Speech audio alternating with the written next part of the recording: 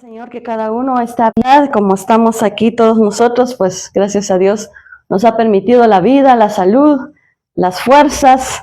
Pues aquí estamos nuevamente con un mensaje más de parte de nuestro Señor para poder pues crecer, ¿verdad?, en nuestro conocimiento, en nuestro entendimiento cada día y sobre todo, ¿verdad?, mantener una fe inquebrantable en Cristo Jesús. Porque la fe, lo que la fe, ¿verdad?, salva es en Cristo Jesús. Porque fe podemos depositar en cualquier cosa, en cualquier, lo que encontramos en la vida, ¿no? Pero hay una fe que salva es en Cristo Jesús. Así que esta mañana quiero repasar con ustedes, ¿verdad?, el credo de Nicea. ¿Verdad? El pueblo evangélico no está muy acostumbrado o no está muy familiarizado con este credo, ¿verdad? O sea, este credo pues se lo ha apoderado, podemos decirlo así, la iglesia romana. Pues ellos todos los domingos lo repiten, lo dicen, lo recitan, ¿verdad? Entonces se ha formado como es parte de la iglesia romana, no tiene nada que ver con nosotros los evangélicos, ¿verdad?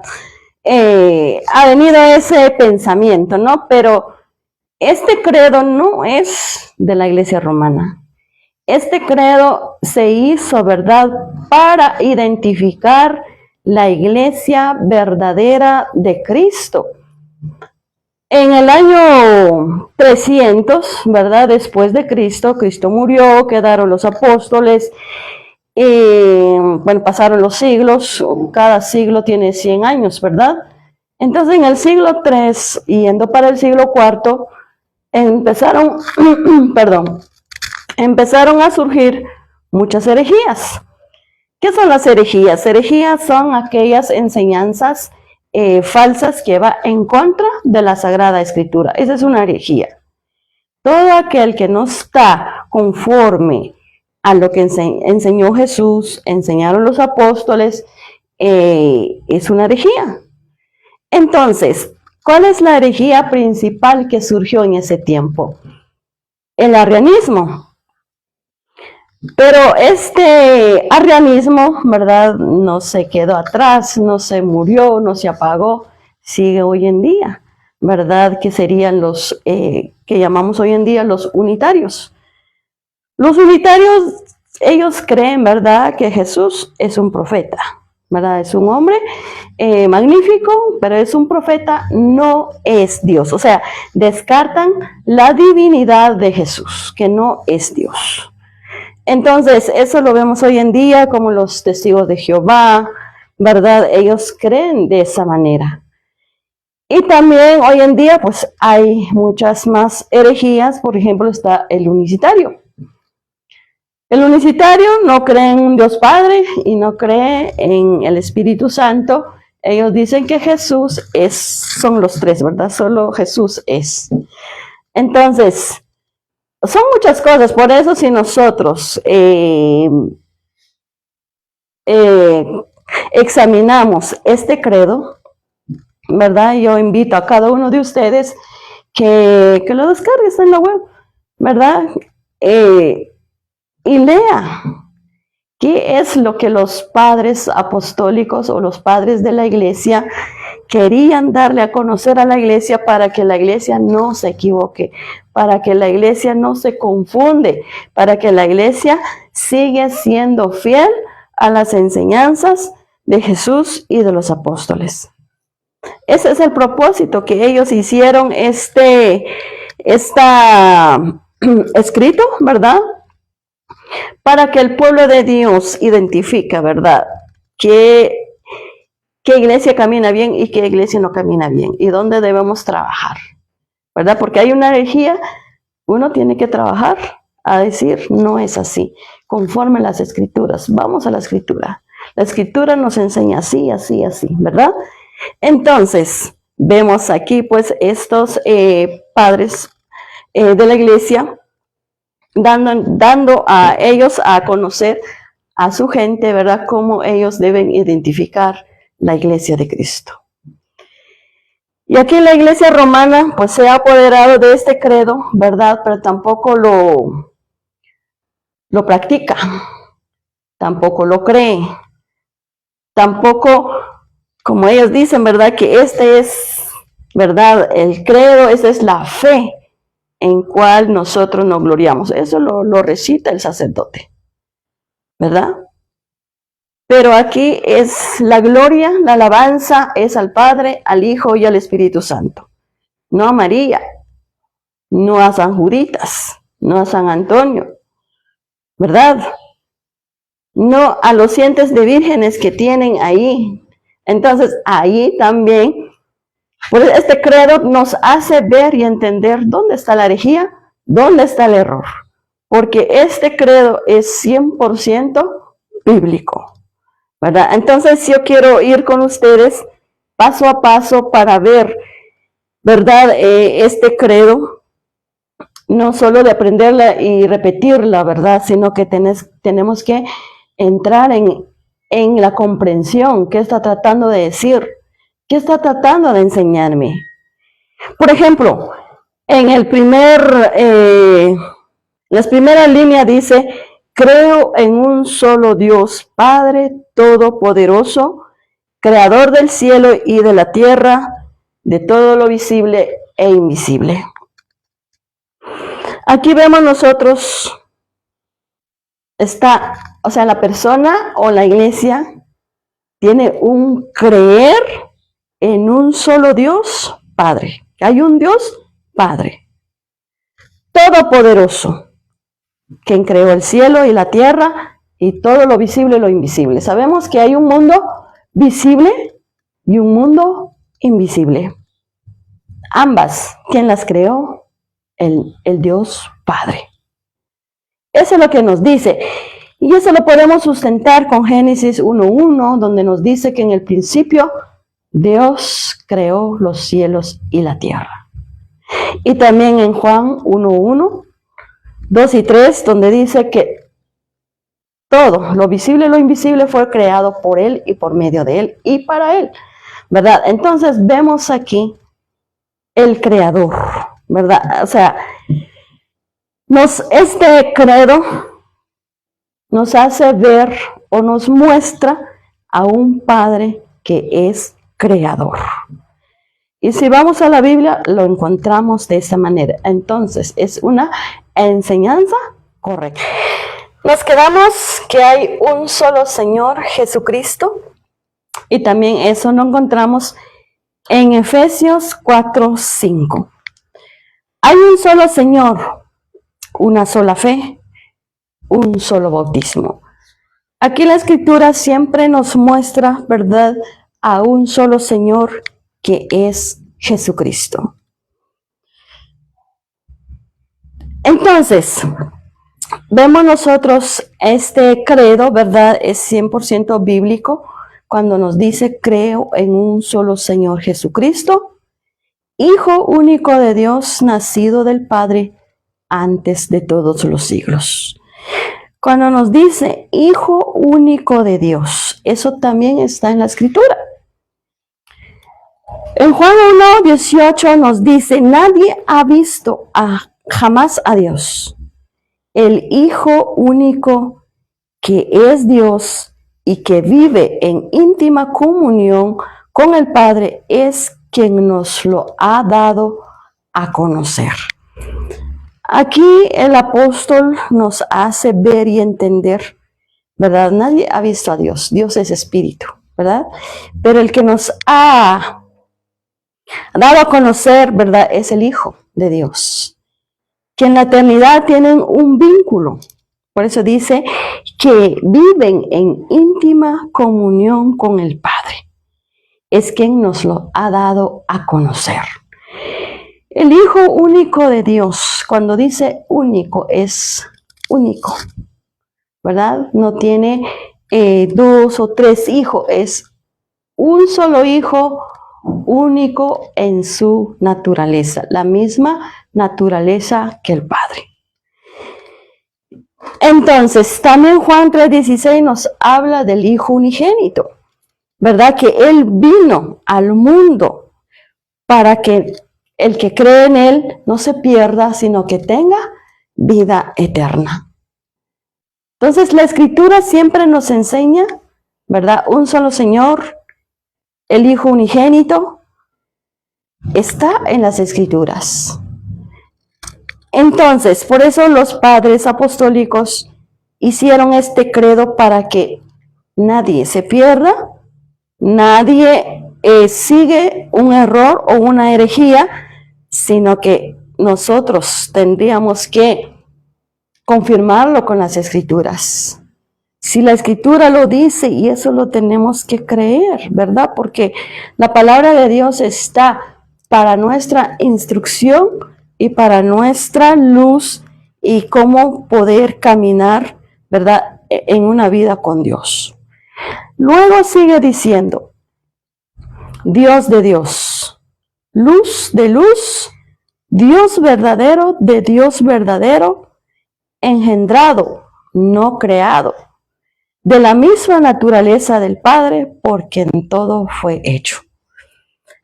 Aquí nos dice que es Dios de Dios. Está hablando de Jesús. Que es Dios de Dios, luz de luz, Dios verdadero de Dios verdadero. Y si vamos a la Escritura, ¿verdad? Para confirmar esto, cuando dice Dios de Dios, luz de luz, Jesucristo, vamos a Juan 8:12, donde Jesús dice, luego Jesús les habló otra vez y dijo, yo soy la luz del mundo. El que me sigue nunca andará en la oscuridad, sino que tendrá la luz que da vida. Aquí la palabra nos confirma, ¿verdad? Jesús mismo dice, yo soy la luz del mundo. El que me siga, dice, no andará en la oscuridad, sino que tendrá la luz de la vida. Ese es Jesucristo. Y Él lo declaró y dijo, yo soy la luz. Y en Juan 1:1 dice, en el principio ya existía la palabra. Y aquel que es la palabra estaba con Dios y era Dios.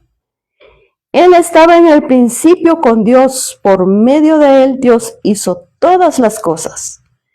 Nada de lo que existe fue hecho sin Él. En Él estaba la vida y la vida era la luz de la humanidad. Otra vez nos confirma la Escritura este vínculo perfecto entre el Padre y el Hijo en el principio. En el principio era el Verbo. El Verbo estaba con Dios. El Verbo era Dios. O sea, aquí no hay confusión. Nos está hablando, ¿verdad?, de dos personajes. Hay una primera persona y hay una segunda persona, ¿verdad? Por eso aquí no podemos caer nosotros en esta herejía de la unicitaria, ¿verdad?, de creer que Jesús se transforma en tres modos. Se hace modo Padre, se hace modo Espíritu Santo y se hace modo Hijo. No, aquí la Escritura nos está diciendo, ¿verdad? Desde el principio, ¿verdad? Ya existía, o sea, ya tenía una existencia. La palabra, el verbo, ¿verdad?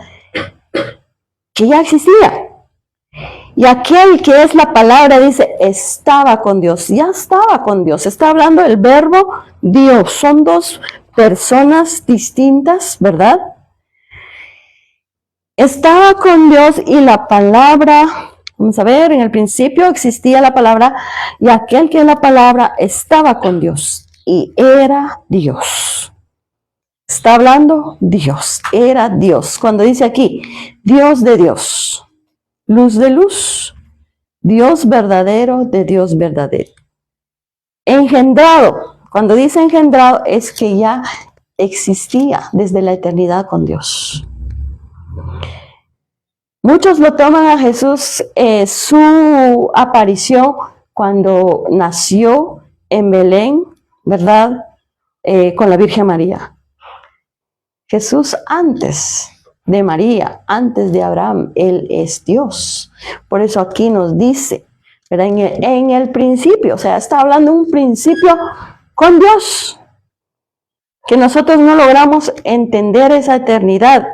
Nosotros estamos regidos por el tiempo que estamos aquí en la tierra. Pero la Biblia nos dice que en el principio, que ya existía la palabra, estaba con Dios y era Dios. Él estaba en el principio con Dios. Por medio de él, Dios hizo todas las cosas. Nada de lo que existe fue hecho sin él. En él estaba la vida y la vida era la luz de la humanidad. Entonces, aquí confirmamos todo lo que este credo narra, todo este credo dice, ¿verdad? Está estructurado con las escrituras que nos lleva a Cristo Jesús, el único camino.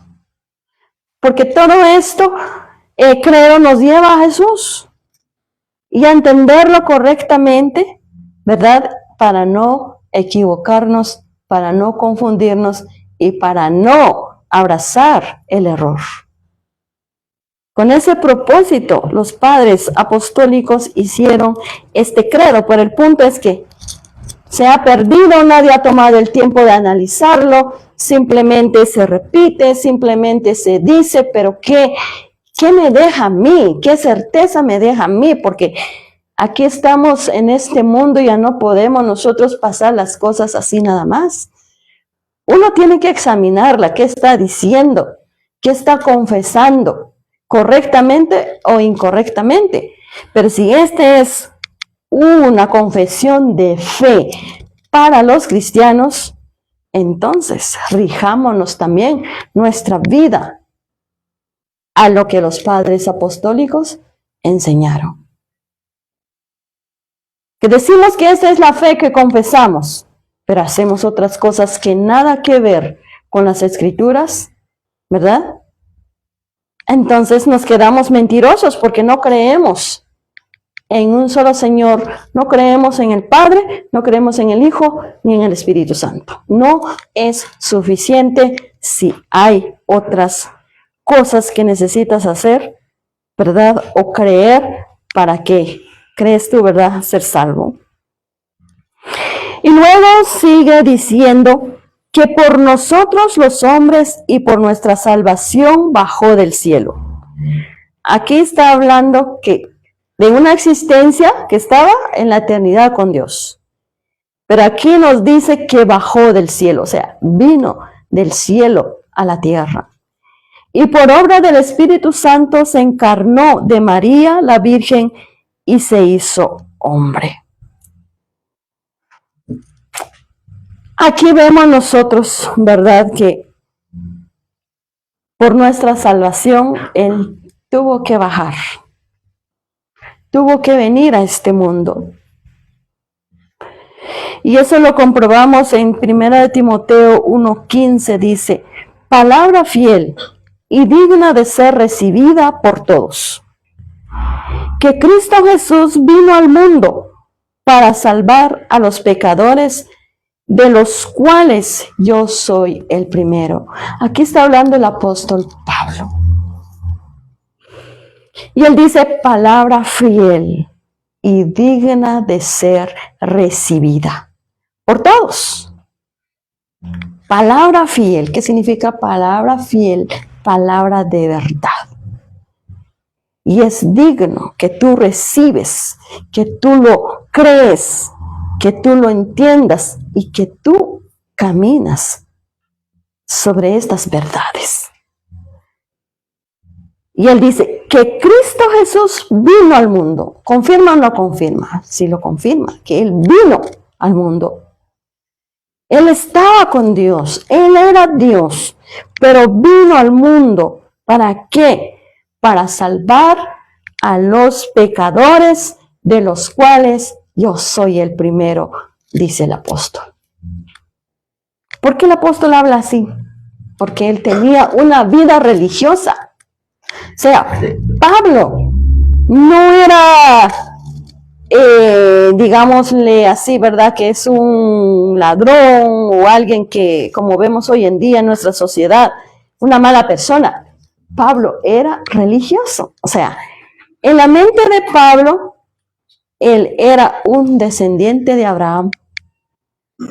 Él era literalmente pueblo de Dios, porque así lo entendían, ¿verdad? Porque él era, dice, soy fariseo de fariseos, dice Pablo.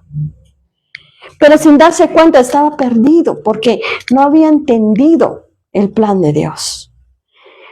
Pero cuando se encontró a Cristo Jesús, allí fue rescatado. Por eso, cuando nosotros tenemos ese encuentro, cuando nosotros tenemos esa hambre, esa necesidad de conocer a Jesús, Jesús nos hace ver, ¿verdad? Su gracia, su favor, su misericordia, nos hace ver y entender y nos damos cuenta que somos rescatados. Nos damos cuenta que somos perdonados. Nos damos cuenta que tenemos una vida nueva con Él. Por eso Pablo eso dice y confirma lo que el credo dice, que Jesús vino al mundo a salvar a los pecadores. Y nosotros también decimos como Pablo, de los cuales también soy uno, o somos uno, salvos por medio de Jesús. Pero Él tuvo que venir, ¿verdad? Tuvo que bajar del cielo para rescatarnos de la condenación. Dice, y por obra del Espíritu Santo se encarnó de María la Virgen y se hizo hombre. Y esto lo vemos en Lucas 1:27, ¿verdad? Donde narra la historia del ángel Gabriel dando el anuncio a María, que es una joven, es virgen, estaba comprometida con José, pero Dios intervino en su vida y le dijo que el poder del Espíritu Santo lo llenaría a ella y quedaría encinta. Y daría un hijo.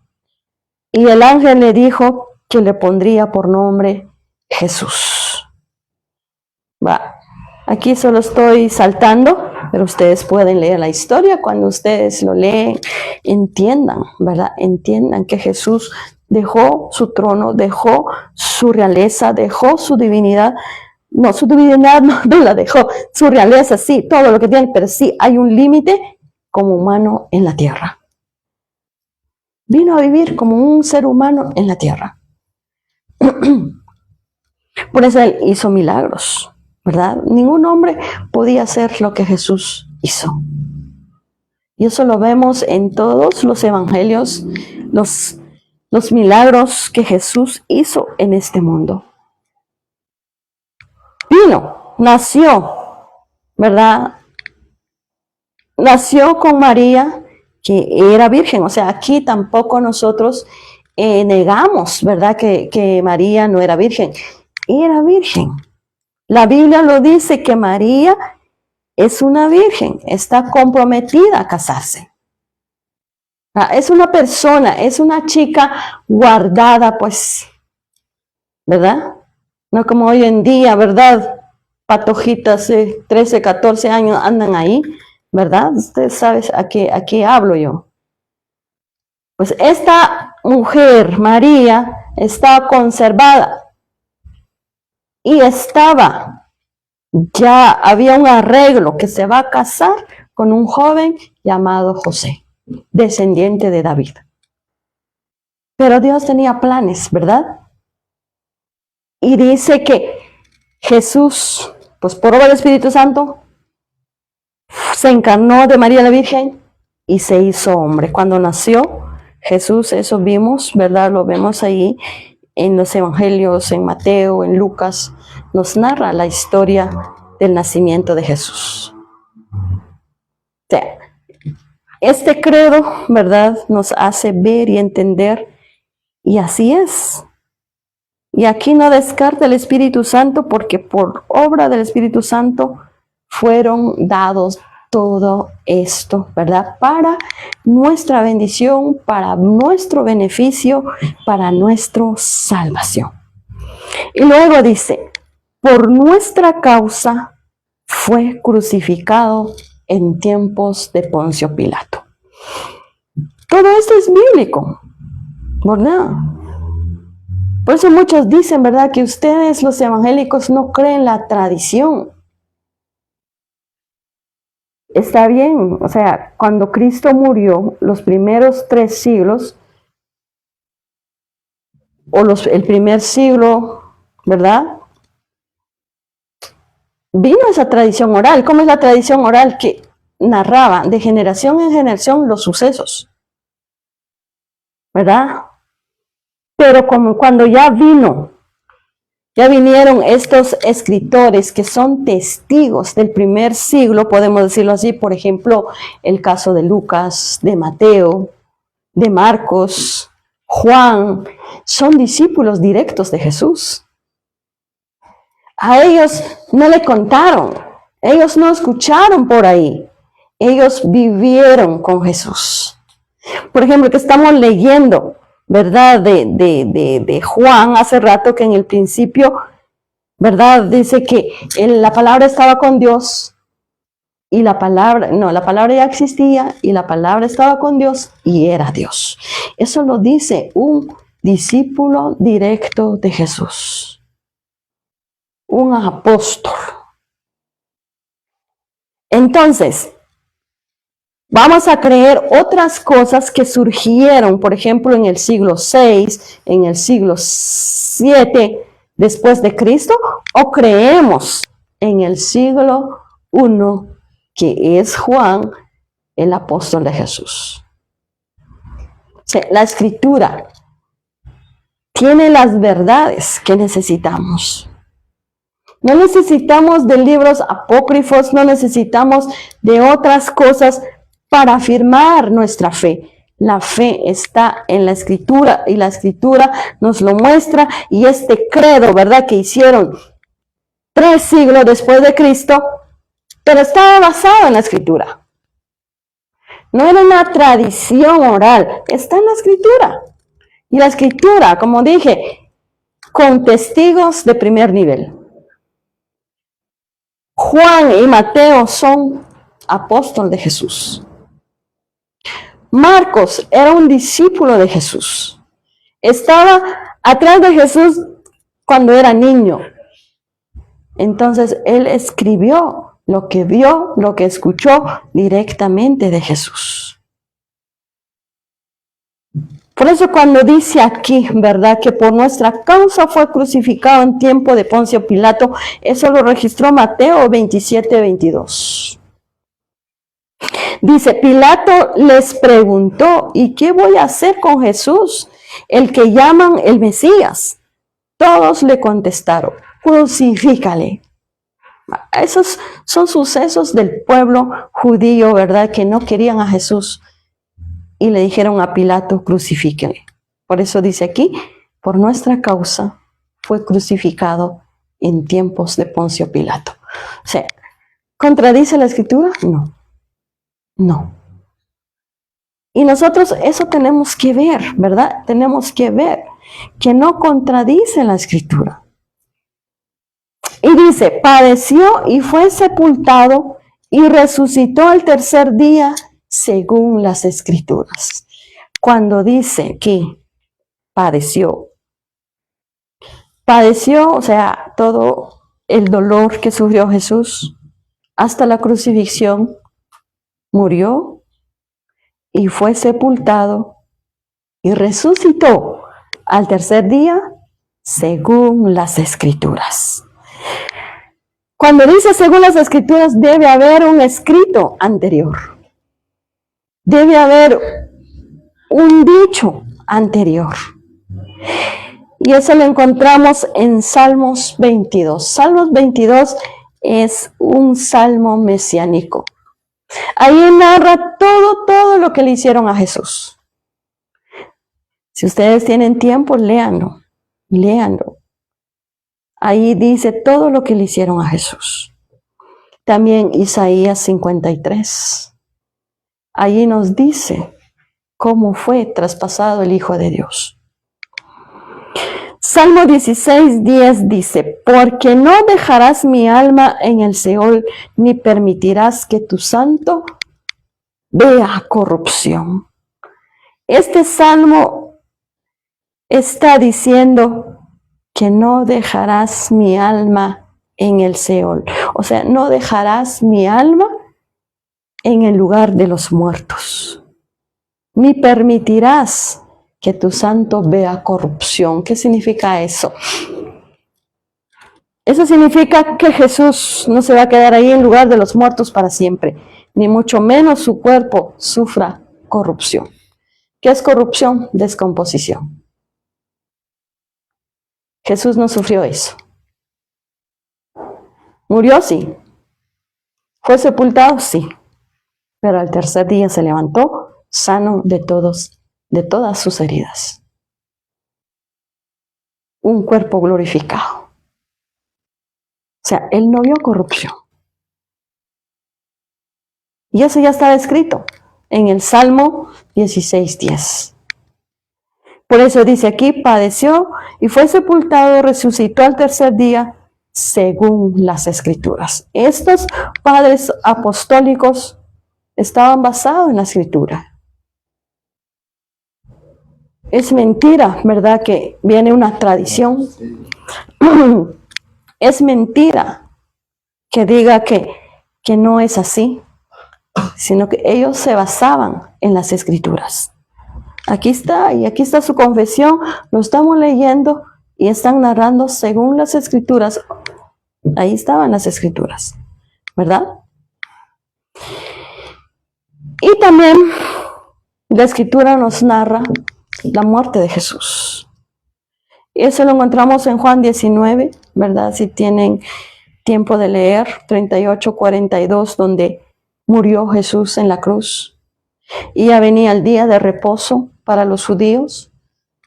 Pues dos aquí, lo impresionante aquí en este pasaje, dos que son maestros de la ley, fariseos, José de Arimatea y Nicodemo.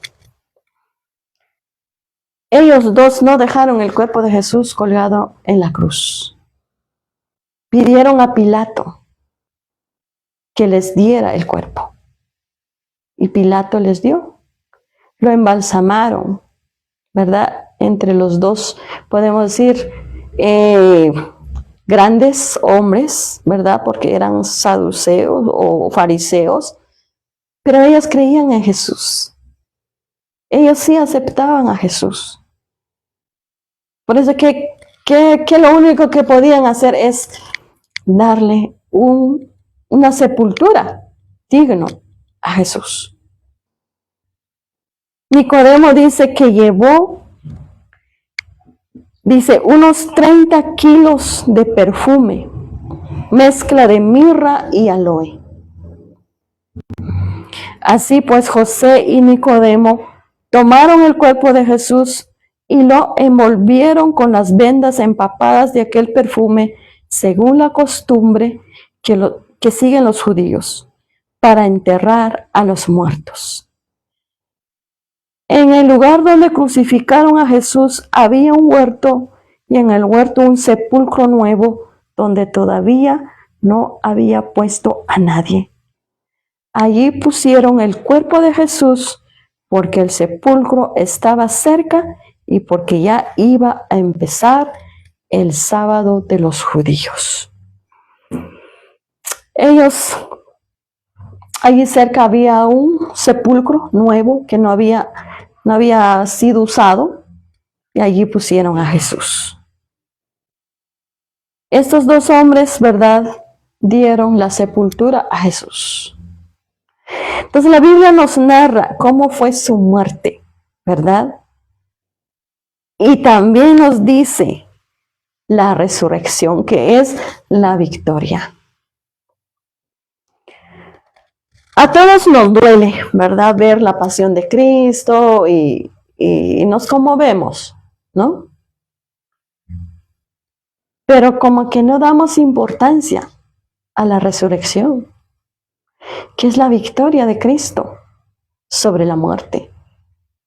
Por lo tanto, por eso dice, el que cree en Cristo, aunque esté muerto, vivirá. O sea, aquí ahora podemos morirnos, pero eso no significa que para siempre, sino que cuando Él venga, nos va a resucitar. Sobre la resurrección de Cristo podemos encontrar en Mateo 28:5, Lucas 24:46, ¿verdad? Nos dice que, por ejemplo, Lucas me llama la atención, dice, Lucas 24:46 dice, y les dijo, aquí ya está hablando cuando Jesús ya resucitó y está hablando nuevamente a sus discípulos porque se habían desparramado, ¿verdad?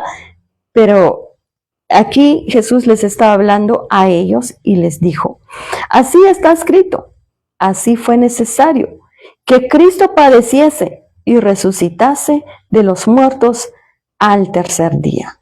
O sea, los discípulos no lograban entender las escrituras y Jesús los volvía a repetir, así está escrito.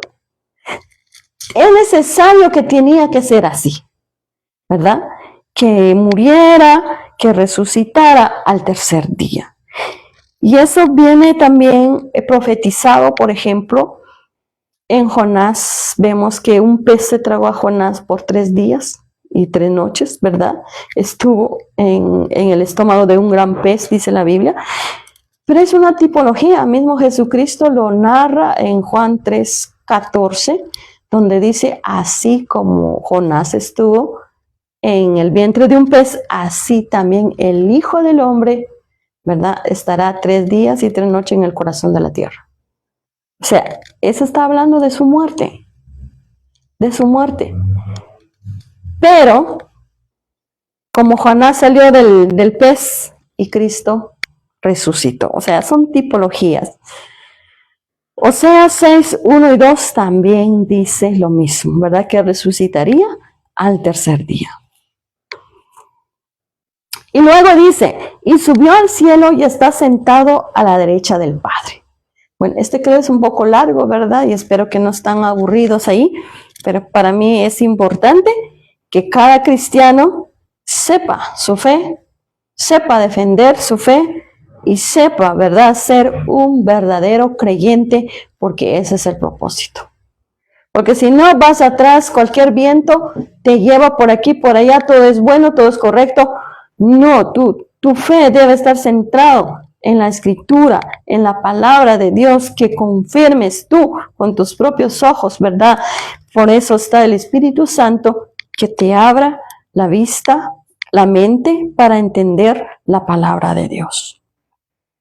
Subió al cielo y está sentado a la derecha del Padre. Eso fue levantado al cielo y se sentó a la derecha de Dios. Aquí nos está diciendo que Jesús, cuando fue levantado, cuando se fue al cielo y se sentó a la derecha de Dios, y de nuevo vendrá con gloria para juzgar a vivos y a muertos, y su reino no tendrá fin. Aquí nosotros todos, la iglesia, ¿esperamos la segunda venida, sí o no? Sí, la esperamos. Y va a venir. O sea, aquí dice, y de nuevo vendrá con gloria para juzgar a los vivos y a los muertos. Va a venir. Y va a juzgar. Estemos vivos o estemos muertos, seremos juzgados, ¿verdad? Porque Él es. Puede decir que vendrá con gloria y va a venir con gloria. Y eso Pablo le encarece a Timoteo, ¿verdad? Y le encontramos en 2 Timoteo 4:1-2, dice, delante de Dios y de Cristo Jesús, que vendrá glorioso como Rey a juzgar a los vivos y a los muertos. Y Pablo dice, te encargo mucho que prediques el mensaje, que instas cuando sea oportuno y aún cuando no lo sea. Convence, reprende, anima, enseñando con toda paciencia. Pues es lo que estamos haciendo. que no caigas en un error, que no caigas en una herejía. Y si estás en el error, pues abre tus ojos, vea lo que Dios dice, lo que Dios es y lo que Dios quiere que tú creas. No creas en cualquier cosa. Aquí la fe nos está llevando única, exclusivamente a Cristo Jesús.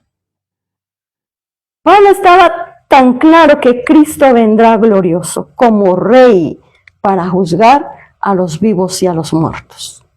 Y mientras aquí los siervos de Dios pues tenemos este encargo de predicar el mensaje, de instar, cuando dice aquí, cuando sea oportuno o cuando no lo es. Cuando tú quieres escuchar o quieres recibir, qué bueno. Y si no quieres, de todo modo yo te lo voy a decir. Te lo voy a hablar. Te guste o no, es la palabra de Dios y que va a venir un rey, va a venir a juzgar a todos.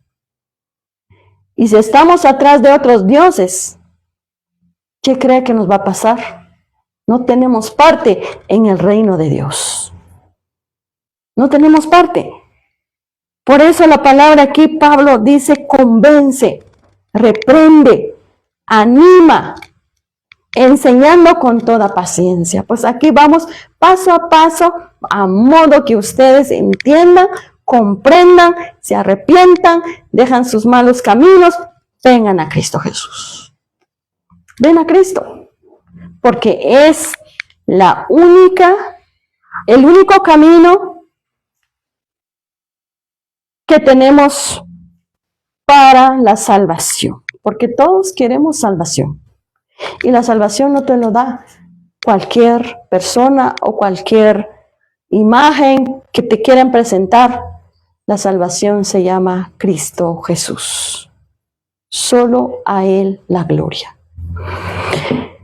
Y luego dice, creo en el Espíritu Santo, Señor, dador de vida, que procede del Padre y del Hijo, que con el Padre y el Hijo recibe una misma adoración y gloria, que habló por los profetas. Creo en el Espíritu Santo, Señor, dador de vida. Aquí dice Señor, dador de vida. ¿Y por qué le decimos que es Señor? Porque es Señor. Ya lo hablamos el domingo, que el Espíritu Santo es una persona que anima, que reprende, que confronta, que te levanta, que te consuela. Es el Espíritu Santo, que procede del Padre y el Hijo. Viene del Padre y del Hijo, ¿verdad? Es una persona distinta al Padre, distinta al Hijo, pero en una sola esencia de las tres personas en un solo Dios. Un solo Dios. Muchos no logran entender eso y nos dicen, ¿verdad? Tienen tres dioses. No. No tenemos tres dioses. Una sola divinidad, ¿verdad? Con tres personas distintas que trabajan con nosotros, los humanos. Juan 6:63 dice, el Espíritu es el que da vida. Lo carnal no sirve para nada. Y las cosas que yo les he dicho son espíritu y vida. Eso lo dijo Jesús. ¿Quién da vida? El Espíritu Santo. Porque Él es el que nos convence a nosotros que necesitamos a Dios. El Espíritu es el que trabaja contigo aquí y ahora en este mundo. Y Él es el que da vida. Cuando logras tú entender y vas a Cristo Jesús y encuentras vida en Cristo Jesús. Y no solo vida terrenal, vida eterna en Cristo Jesús.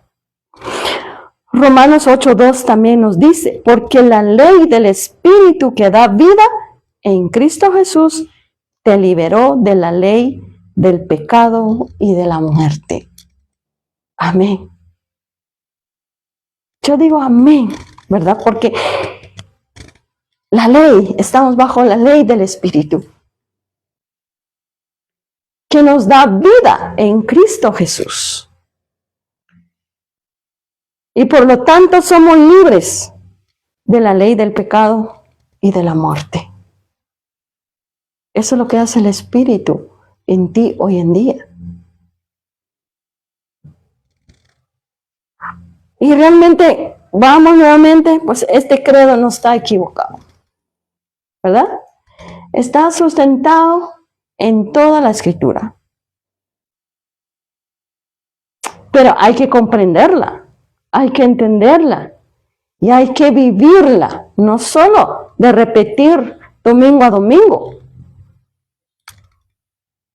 ¿De qué sirve repetir y repetir sin entendimiento? Sigues haciendo las cosas mal.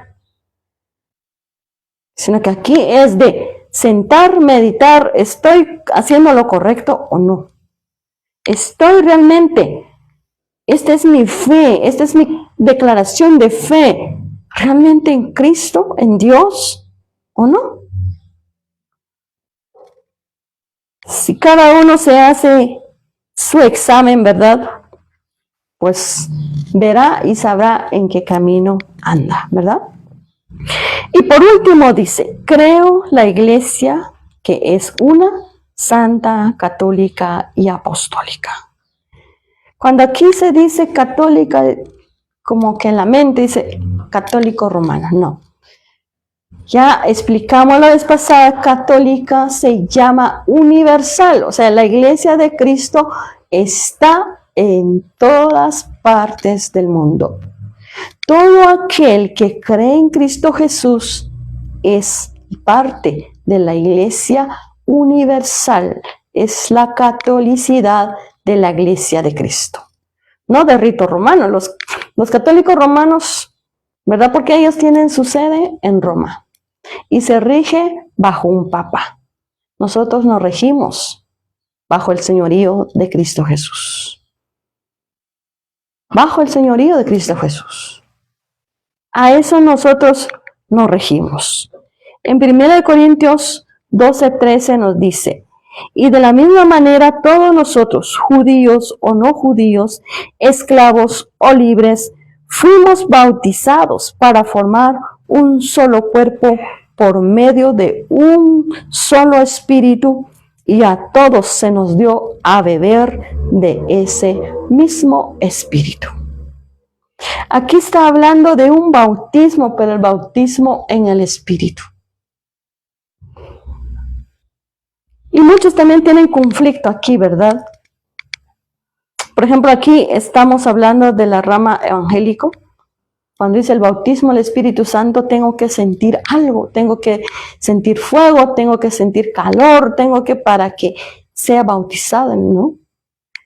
Cuando tú sos bautizado en el Espíritu es cuando tú te convenciste al 100% que necesitas de Cristo. Porque ¿quién te convence ahí? Es el Espíritu Santo. ¿Quién te hace entender que tú necesitas de Cristo? Es el Espíritu Santo. Necesitas perdón de pecado. Necesitas salvación, vida eterna. Todo eso te lo hace entender el Espíritu Santo cuando tú abrazas de verdad esa fe. Eres bautizado por el Espíritu Santo. Y de ahí, pues tú caminas, buscas la voluntad de Dios, porque es el Espíritu tu motor que va tras la voluntad de Dios. ¿Verdad? Es lo que está dando a entender aquí Corintios, que a todos se nos dio a beber del mismo Espíritu. Si tú y yo tenemos el mismo Espíritu, estamos de acuerdo con la Escritura. Pero si tú y yo no tenemos el mismo Espíritu, estás en desacuerdo conmigo. Porque no vas a entender lo que el Espíritu Santo quiere, dice, ¿verdad? Vas a entender la Escritura a tu manera y no a la manera de Dios. Y eso aquí es realmente importante, por eso decimos, ¿y por qué la gente no logra entender, no logra comprender? Porque la persona, ¿verdad?, tiene buena intención de leer la escritura, de leerla, pero no para encontrar vida, sino para tener una defensa contra otra persona. Pero cuando uno, ¿verdad?, le pide al Señor, Señor, yo quiero conocer tu voluntad para mi vida, entonces el Espíritu Santo te hace ver las cosas, te hace entender el plan de Dios. Y allí formas parte de esa iglesia universal de Dios en el mundo, ¿verdad? Por eso aquí dice, ya no importa si eres judío o no judío, eres esclavo, eres libre, todos fuimos bautizados para formar un solo cuerpo. Y el bautismo que está hablando aquí es del Espíritu, no es de infantes, ¿verdad? De los niños la Biblia no habla nada, ¿verdad? De que tenemos que bautizarlos como hace la Iglesia Romana, no. Aquí está hablando de todos aquellos que son convencidos por el Espíritu Santo que necesitamos a Jesús en nuestras vidas. Gálatas 3:27 dice también, ya que al unirse a Cristo en el bautismo han quedado revestidos de Cristo. Ya no importa el ser judío o griego, esclavo o libre, hombre o mujer, porque unidos a Cristo Jesús, todos ustedes son uno solo. La Biblia es clara. Aquí no nos dice, ¿verdad?, que tenemos que pertenecer a cierta denominación. Aquí dice, el que fue bautizado, ¿verdad?, el que se le dio a beber del mismo Espíritu, queda revestido de Cristo. ¿Qué significa revestido de Cristo?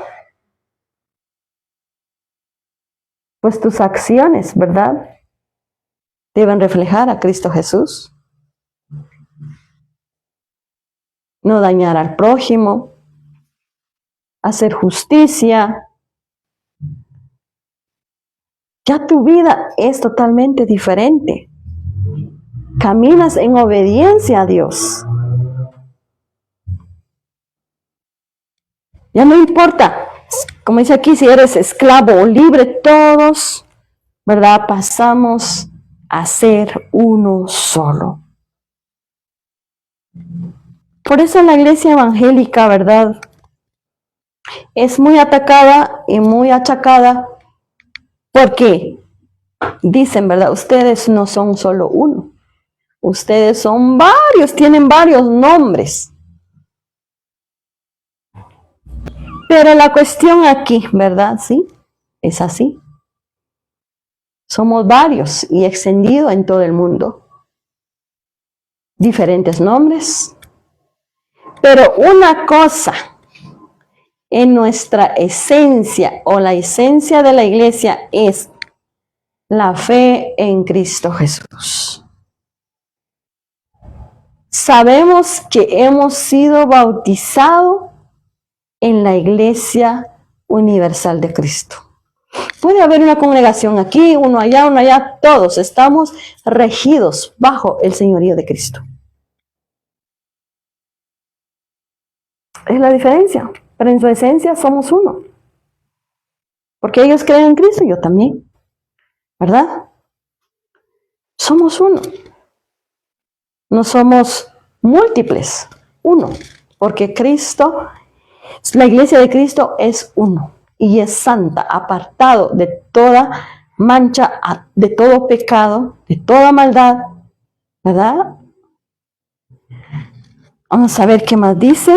Iglesia que es una, santa, católica, que está extendido en todo el mundo, y apostólica. ¿Por qué apostólica? Porque Nuestra doctrina regimos sobre los apóstoles y los profetas en la Biblia. Lo que la Biblia dice, eso hacemos. Y lo que la Biblia no dice, no lo hacemos. Así que, aquí termina este credo, ¿verdad? Y como dije, todos aquellos, ¿verdad?, que caminamos, que tengamos bien claro esto, ¿verdad? Es un credo de los padres apostólicos, ¿verdad?, contra las herejías. Pues cada uno de nosotros debemos tener conciencia, ¿verdad? Porque reconozco que el pueblo cristiano, pues, está un poco desconectado de todo esto. Pero es tiempo, ¿verdad?, de analizar las cosas y predicarla, hacerles ver a las personas, ¿verdad?, que dicen conocer este credo, pero no la cumplen, o no la hacen, o no la viven, ¿verdad? Así que, hermanos, pues este es el poquito estudio que hicimos el día de hoy, ¿verdad? Y espero que les ayude y espero que también les motive a ustedes a estudiar, a analizar todo, porque ahorita ya no es tiempo de tragar todo con todo y hueso, sino que de analizar y predicarla y hacerle ver, reprender, corregir, como nos manda la palabra de Dios. Así que les esperamos en una próxima transmisión.